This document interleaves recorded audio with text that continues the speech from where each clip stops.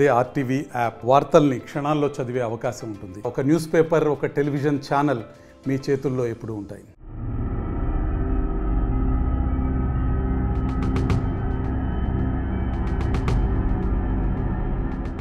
ఏలూరు జిల్లాలో ఎంతోమంది విద్యార్థులు అదేవిధంగా నిరుద్యోగులకు బాసటగా నిలిచి ఆ ఉన్నత విద్యను అభ్యసించడంలో అదేవిధంగా ఉద్యోగాలు ప్రభుత్వ కొలువులు సాధించడంలో దోహదపడినటువంటి ఏలూరు జిల్లా గ్రంథాలయం ఇప్పుడు నిర్వీర్యంగా తయారైంది. దీని గ్రంథాలయాన్ని నిర్మించి దాదాపు 4 దశాబ్దాలు పూర్తయినా సరే ఇప్పటికీ కూడా గ్రంథాలయంలో కనీసం మరమ్మతులు లేవు, మరమ్మతులు చేయట్లేదు. అదేవిధంగా నూతన భవనాలను కూడా నిర్మించిన పరిస్థితి లేదు. ప్రస్తుతం మనం ఏలూరు జిల్లా గ్రంథాలయం వద్ద మనం విజువల్స్లో చూడొచ్చు. దాదాపు 4 దశాబ్దాలు అంటే 40 సంవత్సరాలు పూర్తయింది ఈ గ్రంథాలయాన్ని నిర్మించి. ఇప్పటి వరకు కూడా కనీసం మరమ్మతులు ఎక్కడ కూడా చేసిన పరిస్థితి లేదు. పైన స్లాబులు ఉన్నటువంటి పిచ్చులు అన్నీ కూడా ఊడి విద్యార్థుల మీద పడుతున్న ఘటనలు కూడా జరిగాయి. మొత్తం అన్ని గదులన్నీ కూడా శిథిలావస్థకు చేరాయని చెప్పాలి. ఎక్కడ కూడా మరమ్మతులు కూడా కనీసం చేపట్టడం లేదని చెప్పి ఇక్కడికి వచ్చినటువంటి పాఠకులు, విద్యార్థులు, నిరుద్యోగులు అందరూ కూడా ఆవేదన వ్యక్తం చేస్తున్న పరిస్థితి కనిపిస్తుంది.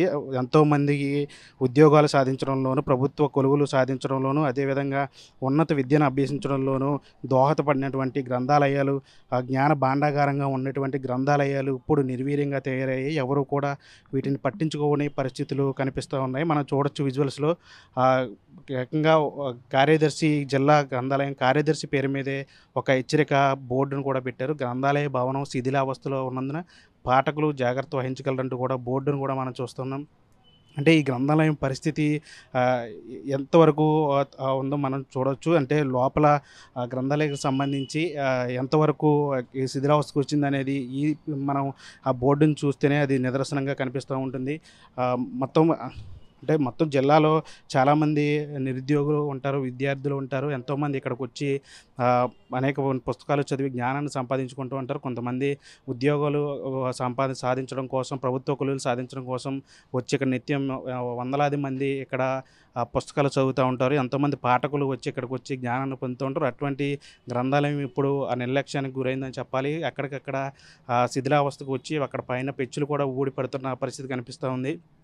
ఒకసారి లోపలికి వెళ్ళి అక్కడ పాఠకులతో, విద్యార్థులతో మాట్లాడే ప్రయత్నం చేద్దాం. అంటే ఏ విధంగా ఉంది పరిస్థితి అనేది కూడా ఒకసారి మనం కూడా తెలుసుకునే ప్రయత్నం చేద్దాం.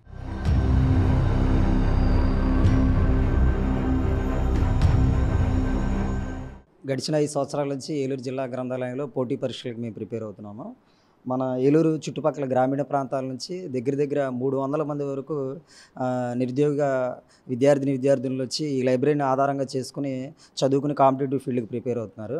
వాళ్ళ ఇంటి దగ్గర ఎటువంటి సౌకర్యాలు లేకే ఈ జిల్లా కేంద్ర గ్రంథాలయానికి వచ్చి ప్రిపేర్ అవుతున్నారు. కానీ ఇంకోవైపు ఏంటంటే జిల్లా కేంద్ర గ్రంథాలయం ఆల్మోస్ట్ ఆల్ శిథిలావస్థకు చేరుకుంది. ఎప్పుడు పడిపోతుందో తెలియదు. ఈ విషయంలో స్పందించి జాయింట్ కలెక్టర్ మేడం గారు తక్షణమే గ్రంథాలయాన్ని తీసుకెళ్ళి ఏఎస్ఆర్ స్టేడియం దగ్గర ఉన్న వైటీసీ భవనంలోకి మార్చాలని సెక్రటరీ గారిని ఆదేశించారు. కానీ వాస్తవ పరిస్థితుల దృష్ట్యా ఏఎస్ఆర్ స్టేడియం దగ్గర ఉన్న వైటీసీ భవనం మహిళలకు కానీ నిరుద్యోగులకు కానీ చాలా ఇబ్బందికరం, చాలా దూరం కూడా. అంతేవిధంగా సాయంత్రం 6 దాటితే మానవ సంచారం లేని వైటీసీ భవనం దగ్గరికి నిరుద్యోగులు అంత దూరం వెళ్ళమంటాం చాలా దారుణమైన విషయం. అంతేకాకుండా చాలామంది నిరుద్యోగులకి వసతి సదుపాయం ఏదైతే అద్దె రూముల్లో ఉండి చదువుకునే వాళ్ళందరికీ కొత్త బస్ స్టాండ్ దాని చుట్టుపక్కల ఏరియానే ముఖ్యమైన ఆధారం అనమాట. కాబట్టి ఎటువంటి అద్దె ఇళ్ళు కూడా లభించని ఏఎస్ఆర్ స్టేడియం కాడ తీసుకెళ్ళి గ్రంథాలయ తాత్కాలిక భవనంలో ఉండమంటాం కూడా చాలా దారుణమైన విషయం. సాయంత్రం 6:30 అయితే అసాంఘిక శక్తులు అడ్డాగా నిలబడే ఏఎస్ఆర్ స్టేడియంకి జిల్లా కేంద్ర గ్రంథాలయాన్ని తరలించి మారుమూల ప్రాంతాల నుంచి వచ్చే ప్రజలకు గ్రంథాలయాన్ని మరింత దూరం చేసే ఈ చర్యని నిరుద్యోగుల తరపున మేమందరూ ఖండిస్తున్నాం. కాబట్టి జాయింట్ కలెక్టర్ గారు స్పందించి మీ ఛానల్ ద్వారా మాకు తాత్కాలిక గ్రంథాలయాన్ని ఈ శిథిలావస్థకు చేరుకుంది కాబట్టి కొత్త బస్ స్టాండ్కి దగ్గరలో, అదేవిధంగా చాలామంది నిరుద్యోగ మిత్రులు అన్నా క్యాంటీన్ మీద ఆధారపడి చదువుకున్నారు. చాలామందికి ఏంటంటే 2 వీలర్ సౌకర్యం కూడా లేదు. కాబట్టి ఏఎస్ఆర్ స్టేడియం బస్ స్టాండ్ నుంచే, పాత బస్ స్టాండ్ నుంచి 3 కిలోమీటర్ల దూరంలో ఉండి అక్కడికి వెళ్ళడానికి ఏ నిరుద్యోగి ఒప్పుకునే పరిస్థితులు లేరు. కాబట్టి తాత్కాలికంగా కొత్త బస్ స్టాండ్కి దగ్గరలో, అన్నా క్యాంటీన్ దగ్గరలో తాత్కాలిక లైబ్రరీని ఏర్పాటు చేయాలని డిమాండ్ చేస్తాం. ఈ గ్రంథాలయం చూస్తే ఇప్పుడు శిథిలావస్థకు చేరుకుంది. ప్రజెంట్ ఈ గ్రంథాలయాన్ని మళ్ళీ నూతనంగా నిర్మించేందుకు కొంత సమయం పడుతుంది. కాబట్టి ఈ తాత్కాలిక భవనం అనేది కేటాయించడం జరుగుతుంది. అది కూడా దూర ప్రాంతాలకు ఇవ్వడం అనేది జరుగుతుందని తెలిసింది. అలా కాకుండా మనకు కొత్త బస్ స్టాండు ఈ కలెక్టరేట్ దగ్గరలో ఉంటే అందరికీ రావడానికి వెసులుబాటుగా ఉంటుంది. ముఖ్యంగా చిన్నపిల్లలు వీళ్ళందరికీ కూడా రావడానికి బాగుంటుందని ఆ తాత్కాలిక గ్రంథాలయం ఈ దగ్గరలో ఈ కలెక్టరేట్కి కొత్త బస్ స్టాండ్కి దగ్గరలో ఏర్పాటు చేయవలసిందిగా ప్రజాప్రతినిధులు కానీ సంబంధిత అధికారులు కానీ కోరుకుంటున్నాం. గ్రంథం అయిపోతుంది, దాన్ని కూడా మంచిగా చర్యలు తీసుకుని పటిష్టపరచవలసింది కోరుకుంటున్నాం. వేరే ప్రాంతానికి కంటే ఇక్కడ పెట్టడం బాగుంటుందని తాత్కాలిక భవనాన్ని మేము నిరుద్యోగుల తరపున, బావల తరపున, పెద్దలందరి తరపున కోరుకుంటున్నాం. నేను డైలీ న్యూస్ పేపర్ చదవడానికి వస్తాను.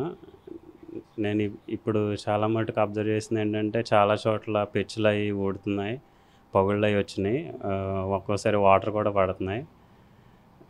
రెండోది వాష్రూమ్స్ అవి కూడా సరిగ్గా ట్యాప్స్ అవి పైన కింద సరిగ్గా లేవు, పనిచేయట్లేదు. సో వీటికి తాత్కాలికంగా ఫస్ట్ ఇమీడియట్గా కొద్దిగా ఈ రిపేర్స్ వర్క్స్ అన్నీ చేయించి కొద్దిగా సేఫ్టీగా చూడండి ప్రస్తుతానికి. అలాగే కొత్త లైబ్రరీ కట్టే ముందు మీరు వీలైనంత వరకు కొద్దిగా ఒక 3-4-5 ఫ్లోర్స్ వెళ్ళేలాగా చూడండి. ఎందుకంటే మనకి ఇప్పుడు డిజిటల్ లైబ్రరీ అవసరం ఉంది, అలాగే నార్మల్ లైబ్రరీ కూడా అవసరం ఉన్నది ప్రజెంట్. రెండోది బుక్స్ కూడా మనకి లాంగ్వేజ్ బుక్స్ లేవు అసలు లైబ్రరీలో. నేను ఒక 4 years బ్యాక్ అడిగాను, ఒక ఫారిన్ లాంగ్వేజ్ బుక్స్ కూడా లేవు మన దగ్గర.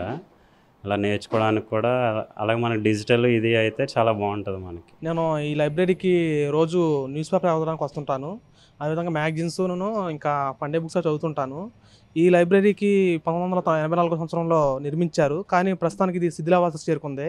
ఇక్కడ రోజువారీ 200 మంది నిరుద్యోగులు కాంపిటేటివ్ పరీక్షల నిమిత్తం వచ్చి చదువుకుంటారు. కానీ వాళ్ళకి ఇప్పుడు ఈ లైబ్రరీ మారుస్తామంటున్నారు శిథిలావస్థ చేరినందువల్ల. దీన్ని తీసుకెళ్ళి ఎక్కడో ఏషియా స్టేడియం పట్టణ శివారులో మా నిర్మానుష్యమైన ప్రాంతంలో మారుమూల ప్లేస్లో పెడతామంటున్నారు. కానీ అది ఎవరికే యోగ్యమైనది కాదు.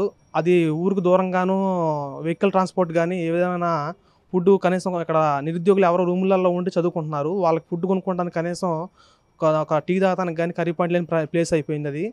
మాకు టౌన్ సరౌండింగ్లో టౌన్ సెంటర్లో కొత్త బస్ స్టాండ్ కలెక్టరేట్ దగ్గరలో ఉండేటట్టు, కనీసం అన్న క్యాంటీన్ కొంచెం పరిసరాల్లో ఉండేటట్టు ఈ సరౌండింగ్లో మాకు ఒక స్టడీ హాల్ లాంటిది ఇచ్చి ఏర్పాటు చేయమని కోరుకుంటున్నాం.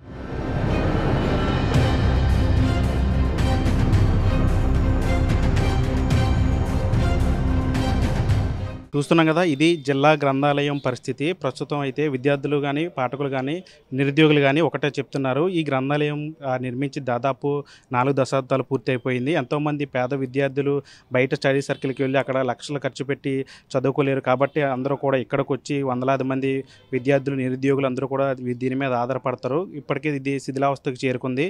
ప్రస్తుతం తాత్కాలిక చర్యగా వేరే చోట ఈ లైబ్రరీని నిర్వహించాలని చెప్పి అధికారులు చెప్పారు. కానీ అది ఎవరికి కూడా ఆమోదయోగ్యం కాదు. ఎందుకంటే అదంతా కూడా దూరాభారాలు ఉంటుంది. కాబట్టి ఖచ్చితంగా ఇక్కడ జిల్లా కలెక్టరేట్ కానీ లేదా కొత్త బస్ స్టాండ్కి సమీపంలో ఒక స్టడీ హాల్ని ఏర్పాటు చేసి నూతన భవనాలను కూడా గ్రంథాలయాన్ని నిర్మించాలని వీరంతా కూడా డిమాండ్ చేస్తున్న పరిస్థితి. ఇప్పుడు షంటితో మన RTV ఏలూరు నుంచి.